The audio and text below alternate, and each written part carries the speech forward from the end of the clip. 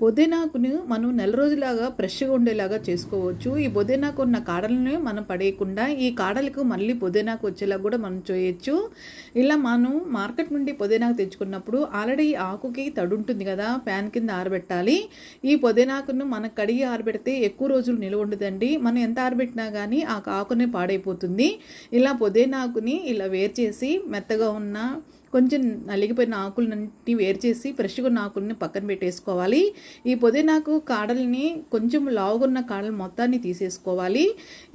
ఇలా తీసేసుకున్న తర్వాత వీడియో చూపిస్తున్న విధంగా అడుగున కత్తిరితోటి ఈ విధంగా కట్ చేసేసుకోవాలి. ఇలా కట్ చేసుకున్నాక ఒక గాజు బౌల్ తీసుకొని దాంట్లో వాటర్ పోసేసి వీటి కాడలను పెడితే ఒక 10 డేస్లోనే ఆకులు వచ్చేస్తాయండి. ఆ తర్వాత పుదీనాకుని ఇలా టిష్యూ పేపర్లో మనం ఈ విధంగా పెట్టుకొని కంటైనర్ బాక్స్లో పెట్టుకోవాలి. ఇలా చేయటం వల్ల ఈ పుదీనాకు నెల రోజులు కూడా ఫ్రెష్గా ఉంటుంది. ఈ టిప్ నచ్చితే మన ఛానల్ లైక్ చేయండి, షేర్ చేయండి.